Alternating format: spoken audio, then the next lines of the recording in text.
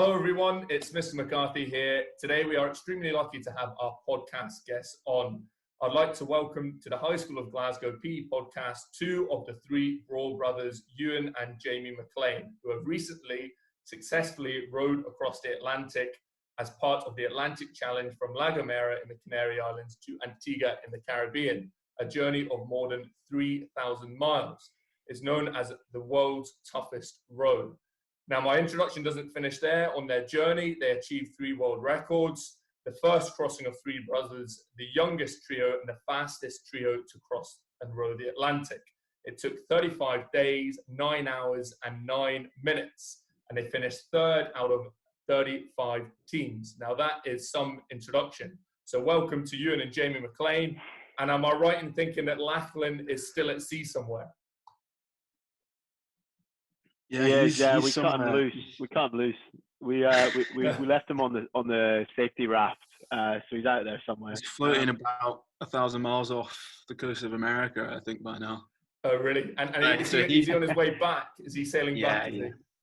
He obviously took the year off uni. He's studying in Glasgow, and so didn't have anything really to come back to. No pressures with job or any uni work or anything like that. And so he got work on a few boats in Antigua. Then obviously lockdown happened, and then one of them was making a hoof back to the UK. So he managed to get on that ship, and they set sail from Antigua about a week and a half ago. Wow! Yeah. And when's he expected to arrive back in the UK? Mid-June, I think. About 4 weeks.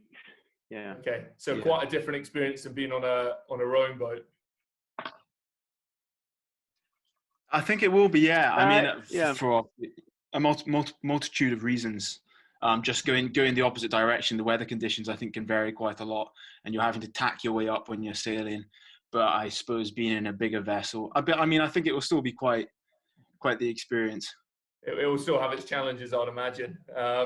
Yeah. So first question is, where did you guys get the challenge from? You know, how do you find yourself doing something so adventurous like this? So I think all three of us are a wee bit wanderlust. Like we enjoy traveling, enjoy pushing our limits, and then so Lachlan I think was the first one to. I think Dad showed him an advert for the Talisker Whiskey Atlantic Challenge, and thinking it was just a cool thing to show Lachlan. Dad works in whiskey, and so hence the connection. And then I think he proposed it to Ewan and I. We first mentioned it to me. We got chatting about it, thinking this is a pretty mental thing. At this point, we didn't even know people rowed across the Atlantic, and so Lala and I got chatting, and then I think you got wind of it, Ewan, and before we knew it, it sort of escalated and going arms and legs. Yeah, wow. It didn't take much convincing. and I'd imagine, did you have to do? Ewan, can you tell me? Did you have to do lots of fundraising for an event like this? Yeah, absolutely. It's a huge process. So it started, as Jimmy said, just over a year ago, or a year or so before the event started. I can see my flatmate in the mirror. So I'm doing a podcast. But it started about a year or so before the event, and there's a huge amount of prep. You've got to obviously it's basically like setting up a business. So we had to kind of form this plan, kind of pitch the idea to companies to try and get the funding basically to pay for the boat, to pay for shipping in the boat, to pay for all the training, all the food, all sorts of stuff. So it's quite a long campaign, which a lot of it is not just the physical training, which is obviously quite a large element to the whole thing as well. But yeah, it's quite an involved process for just over a year. Absolutely, and I'd imagine it would involve not just you as a three, but lots of kind of other agencies, lots of governing bodies and things as well. Yeah, so I mean, the main governing body is really the race organisers. So they have a huge list of requirements, understandably, because their job is to ensure the safety of anyone participating in the race. So there's a huge list of requirements, equipment-wise, of courses you have to go on, inspections you have to pass, both leading up to the start line and kind of you have a sort of 10-day period at the start line where they check through all your kit multiple times, make sure you've done all the right courses, you've got all the certificates with you and things like that. So, but yeah, so it involves us much more than us. To begin with, we obviously didn't know any of this. So it was just the three of us brainstorming ideas of how you even go about approaching a sponsor. I mean, we had absolutely no idea starting it off. So it was kind of just starting with this brand that we believed in and then getting a few people interested in that. And then before you know it, starts to build a bit of momentum. And over time, over the months, that you maybe get a few sponsors here and there. And before you know it, you're on your way to the start line to row across the Atlantic. And before you know it, you're in the middle of the Atlantic. Yeah. So can you guys tell me, and I'm going to go back to you, and can you tell me a little bit about your school sporting experiences? What sports did you enjoy doing at school? Yeah, I think, I mean, we were all pretty active as kids. All of us played a bit of rugby. I was probably less so than Jamie MacLean. I've kind of gravitated more towards things like skiing and that sort of thing. All of us did a lot of sailing as well, which I think probably gave us a bit of a taste for the ocean and particularly sailing up the west coast. You know, we've always kind of loved being in the ocean. But yeah, school-wise, it was mostly rugby. A little bit of squash, but it was never particularly good. and Jamie, yourself, you were rugby, were you as well? I know you're. Yeah, I was very much. Yeah, I was GHK till only a few years ago when I had to sort of hang up the boots after a bad shoulder injury. Otherwise, I think I'd still be playing. But yeah, no, so I was rugby through and through from sort of the age of 10. Played for a club rugby at the first school I was at because we didn't have a school team, and then once we all kind of migrated over to Edinburgh Ackies, we all played there. So yeah, I was kind of played for the first 15 for my last 2 or 3 final years at school, and then onwards to GHK for I don't know how many seasons, 3 or 4, maybe more. No, I loved it. I still miss it, but it does take its toll on your body. Yeah, absolutely. But lots of great experiences on the way as well. For sure. So over a month at sea on a rowboat is a pretty long time, especially in such confined space. How do you prepare yourself physically and mentally for such a grueling challenge? Yeah, so I mean the physical side, that's obviously a big part of it. We were training for probably about 9 months of really pretty intense. So gym work was a lot of it. It's probably about 5 sessions of, it'd be about an hour and a half to 2 hours per session per week. So there was that was rolling right the way through. We started off with mostly kind of flexibility, mobility, a lot of injury prevention stuff, making sure that we didn't have any weird imbalances throughout our body, trying to address those. And then we did a lot of other types of training. So we went out to Chamonix and did some kind of endurance kind of specific stuff out there with endurance athlete called Chloe Lamphere. And then we did some kind of on the water training with some ocean rowing experts. And then beyond that, it was just time on the water. So we did about 180 hours of training on the water. So that'd be partly at night, partly just long rows, partly just getting the hours in and practicing the different processes, like using the toilet bucket or making some food or whatever. And then the mental side as well is it's quite tough. I mean, I think we had a real advantage in that we were 3 brothers and we knew each other really well. We can, if there was a grievance of anything, any sort came up, we could kind of nip it in the bud quite quickly. But we did do a couple of things like getting used to being uncomfortable. I think that's quite an important mental preparation that we kind of did. So there was things like getting up at 4 a.m. and just starting your day, doing an exercise or whatever, just to get used to the sleep deprivation and just generally not being that comfortable. Well, that leads me on to my next question. Jamie, can you tell me, I mean, from what I've heard about your adventure, the sleep sounds like you worked in shifts. Was it 2 hours on, 2 hours sleeping and then back onto road? Can you tell me a little bit more about that? Yeah, so we because we were 3, so the standard routine that most rowers have, because they're normally in a pair or a quad or even a solo, It's 2 hours on, 2 hours off. Because we were three, it wasn't going to be as clean a changeover as that. So we wanted to sort of play about with the routine as much as possible. What we ended up settling into, which at first seemed like it could be a bit ambitious, but I think it's we had sort of advice from, as Ewan touched on, this lady Chloe Lanthier in Chamonix. She's put herself through expeditions and things like this before, and she understands the mental side of it really well, and she furthermore understands how far you can push yourself when it comes to sleep deprivation and mentally. And so she said you could definitely push harder than that. So what we ended up settling on was 2 hours on, 1 hour off. Wow. But then every night we would swap. So there would be two of us on the oars, one resting throughout the day. Sometimes it'd be like an hour on, half an hour off, or it'd be 40 minutes on, 20 minutes off.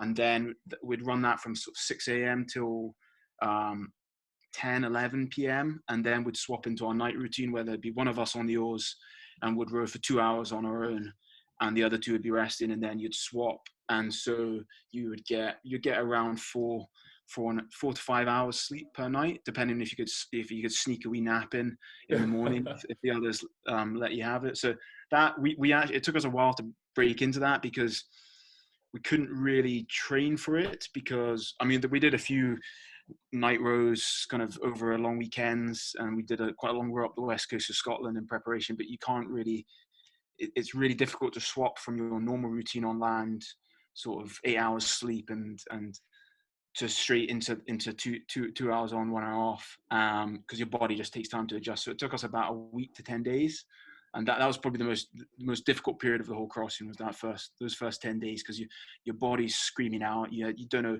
you're scared, you're tired, fatigued, your body hurts, and you're just wanting to sleep the whole time because you're exhausted. So once we kind of got beyond that 10-day period, I think we started, our body sort of, it's amazing how quickly the human body begins to adapt into a new routine, and then we kind of stuck to that for the rest of the crossing. Wow. And just really until you acclimatized. That leads me nicely on to my next question. What were the biggest obstacles and challenges you had to overcome while you were away? And were there any real moments where you thought, hang on a second, this is getting pretty scary? Obviously you're in the middle of an ocean. Yeah, I think the first night was pretty grim. It was it was a very quick start, and we were thrown into these conditions that were just, I mean, nothing like we'd ever trained in. Huge waves, really fast winds, and me and Jamie, we've never been seasick before, but on that first night, I can tell you we were pretty seasick. We were, both of us, kind of vomiting over the side of the boat at points. So it was pretty rough. There was, when you're in those conditions, it's just there's no way you'd be able to turn around or turn back or anything like that. And it was the first night, so we didn't know this could have been the start of a kind of 60, 70-day thing. So that first night was really tough, because it was such these huge conditions. Both of us not knowing if we'd be seasick for the entire crossing or whatever. So that was a bit of a moment where I think both of us looked at each other and thought, pretty scary. I think that was probably the scariest moment of the whole journey, just because you're thrown into an environment that is completely alien. It's like nothing you've experienced before. No matter sort of how rough a weather you've been on the coast, as soon as you get sort of 100 or so miles off land, the waves start getting pretty big, and the wind was up, and you just at that moment in time you think there's no way I'm ever going to be able to adapt to this, to sort of for this to become my norm. But then again, it's amazing how quickly it does. Yeah, it's fascinating just how, as you just said there, like how quickly you adapt to these things, and sort of the mental challenge, and it really is amazing. It must be amazing sharing the experience with your brothers. So not just three friends, but your brothers as well. However, I'd imagine at some points on a boat in the middle of the ocean, relationships might have been pushed and got strained. Ewan is the oldest brother, is that correct? Did you have to take a little bit of responsibility for the team, or was everybody kind of working out how not to I don't think you'd ever dare to do so. I think Lala would have thrown him over the side of the boat. Honestly, I think it was our biggest asset that we were three brothers, and we do actually get on remarkably well. I know a lot of siblings that would balk at the thought of wanting to kind of spend that amount of time in a wee boat together. But no, we did get on. There were a couple of points where it was usually like particularly stressful moments.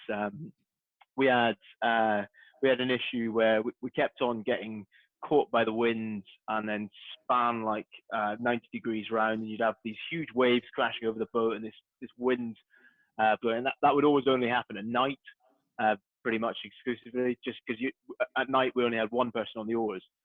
So to rectify that situation, you need to yell through the cabin, the hatch. You can't open it because there's all these waves coming over, and if you open the cabin hatch and you capsize, then that's the end of your race. You need to get rescued. So you have to communicate through this kind of hatch, and obviously the person you're communicating with, in this instance, it was Lachlan communicating to me, is kind of yelling, going like you have to. You're in the small cabin. You have to try and get the rudder and turn the boat back round because the person on the oars can't do it themselves, basically, and the autopilot jams. So the person gets woken up rudely by whoever's on the oars, yelled at to try and pull the boat back round, and it's just the most hilariously kind of grim situation because you've got like these waves crashing over you. You're both obviously pretty stressed, and there was a couple points where you just can't hear each other. There was one moment where similar situation, I opened the cabin hatch and just had an entire wave full of water through onto my lap, which is a pretty nasty way to wake up. But yeah, I think me and Lachlan fell out once or twice, just because we couldn't hear each other. It was just communication more than anything else. To make it all the more kind of ominous, during night hours, all head torches and the lights in the cabin as well, they automatically turn to red light, sort of a dark red light, because it preserves your night vision. And so as soon as the autopilot alarm goes off, you hit the light and you hit your head torch and you're in this like deep red light whilst everyone's sort of screaming at you. It's like a scene out of hell. Pretty demonic, yeah. Character building stuff though. Definitely. You're here to tell the tale, so stronger from it. Can I ask you what your biggest highs and lows of the experience were? Now, I have seen a picture of when you guys arrived in Antigua with flares. Jamie was on the bagpipes with flares attached to the drones of the bagpipes, and it's amazing. I mean, that's got to be up there with, that's got to be a pretty special experience that I'm sure you'll remember forever. For sure. I mean, the arrival was kind of completely overwhelming, utterly surreal. But there were also kind of other moments that maybe didn't seem so sort of incredible or glamorous, but there were multiple moments throughout the crossing that I don't think the three of us will ever forget. One of which was there was the butterfly moment when we were sort of thousands of miles from any lands. We'd been hit by these squalls all morning, and torrential rain, heavy winds. We're having technical issues with the autopilot and the batteries, so morale was pretty low. And then we kind of hit the eye of the storm, and it went completely flat, calm, blue sky above us, and a butterfly floated past.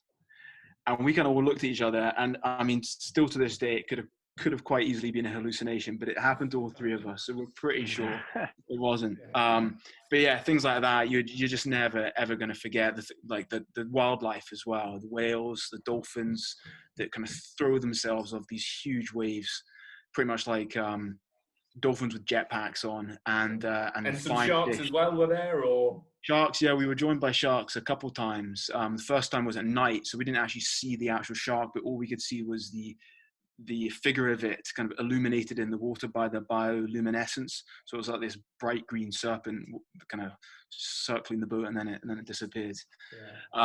Which is all pretty intimidating when you know that in about a week's time you're going to have to get in the water to clean the hull of the boat because it builds up with barnacles and things, and it's really the last thing you want to do after seeing that.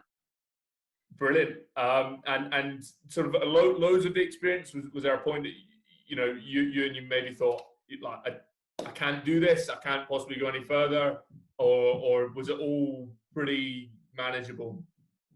Yeah, no, there's always kind of lows with doing this kind of thing.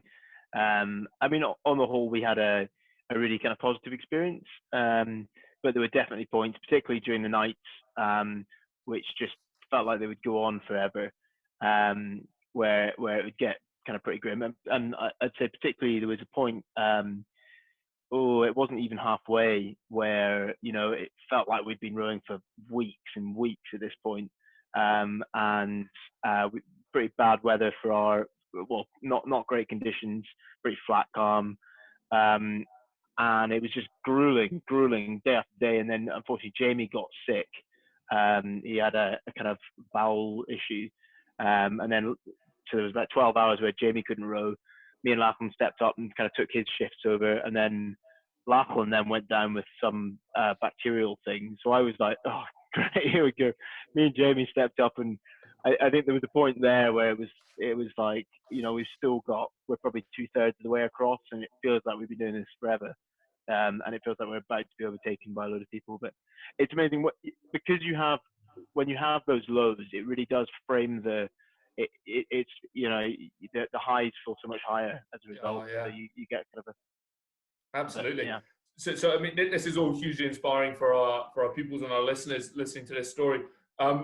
What's the biggest thing that you guys have learned? I'm going to go back to you, Jamie, from the experience. Is there something you maybe learned about yourself, or that you can really take? I'm sure there's probably 101 different things, but is there anything that stands out?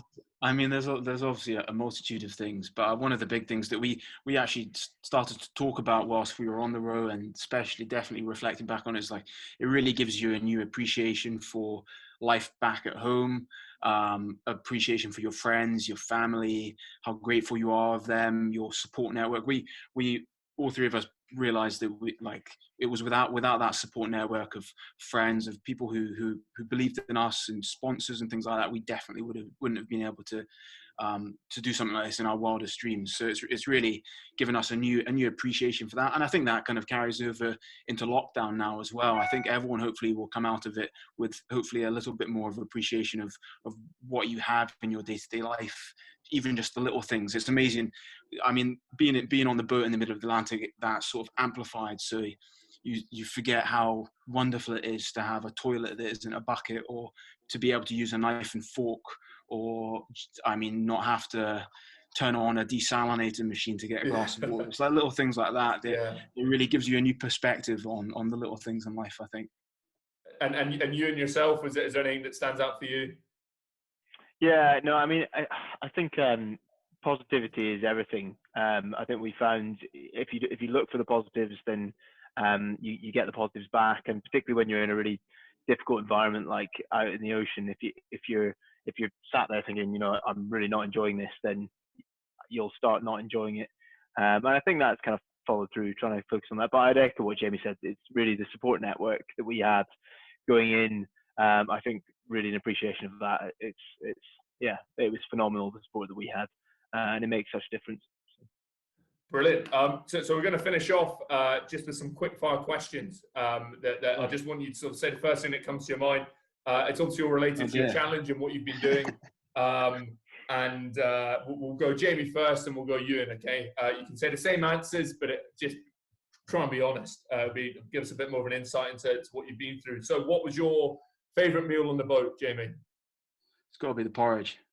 Porridge. Ewan? Oh, actually, no, I'll take that back. The chicken tikkers were pretty damn good. We only had a few of them. Was that the treat meal? Was that? I'm going to go with the shortbread.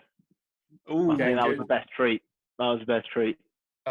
Who was the most annoying person on the boat, Jamie?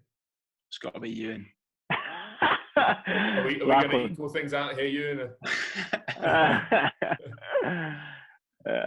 We don't need to answer that. We'll move on from that. What was the personal item that you couldn't have survived without? So it was my spoon, but I actually lost my spoon on the boat. So that was a real blow to the self-esteem. I had to start sharing a spoon with Lala, which was a pretty grim experience. Really? But you're brothers, so that kind of makes it a little bit easier. Ewan, item you couldn't have survived without? Probably sunglasses, I think. That was. Oh, your trendy sunglasses.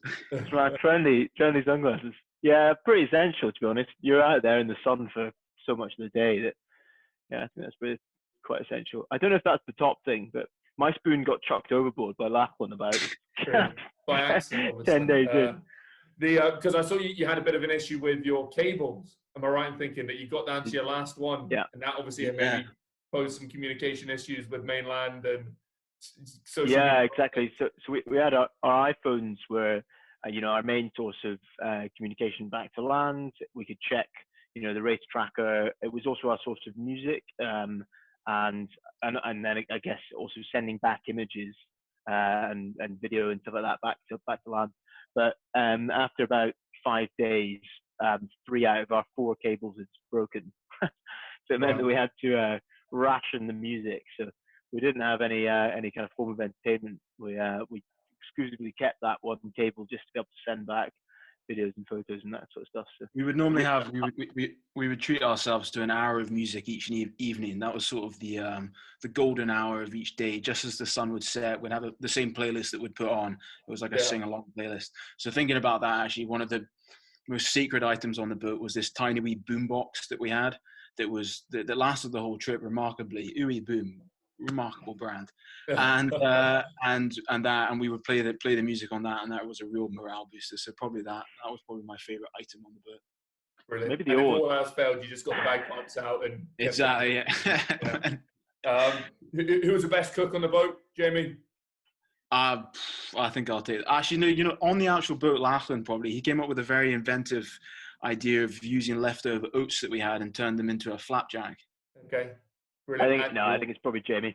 Like Jamie prepared all of the meals going into the boat. He kind of set up all the snack packs and just decided what the meals were. So Lachlan wouldn't have had those ingredients if not for Jamie. I'll give it to Jamie. And my final quickfire question is: who was the best rower? Obviously, this is important because it is a rowing challenge. Who did you know when they were on the oars? But it was a safe pair of hands and might rack up a few nautical miles. I think it's got to be Big Lachie, eh? Big Lachie can put out the most power, but I think I was forced to be on the oars more than anyone else because of the illness. That's true. The reliable set of hands then. I was clearly the slacker. Yeah, the weak link. Actually, on that, when we got to Antigua, it's quite normal for people to lose quite a lot of weight. One of the guys who went across solo lost 26 kilograms. Wow. 26, yeah, huge amount. Lachlan lost, I think only 5, which was quite amazing. I lost 7, and Jamie lost 1 somehow. So I think that definitely gives us a bit of an insight as to who is either eating more snacks or putting in more effort. It'll be all those flapjacks that will be topping you nicely up. So just bringing it to a close, what lies next? Is there another Broar family challenge? Is there any you guys have on the horizon that we can keep an eye out for, or is it just enjoy life on mainland? No, undoubtedly. That was one thing that we definitely agreed kind of during the row and after, that we really want to do something together, whether that be another challenge or whether that be kind of just something completely different. Not too sure, but yeah, we've been thinking about potentially something education based, but we'll have to see on that one. Fantastic. Right, so that brings us to a close. If you guys stay on after this, but for the purpose of the podcast, thank you so much for your time. It's fascinating, really inspiring story for our pupils and our listeners at the High School of Glasgow to hear of your adventure. And we really appreciate your time, and good luck with all the endeavours. I'm sure we'll keep an eye out for the Broar Brothers cycling across Europe or something coming up, or cycling around the world in the future. So good luck with all your future plans and endeavours. Not at all. Well, thank you so much for inviting us along to share our story. That's brilliant. Yeah, well, thanks for guys. having us on. That's brilliant. Thank you very much.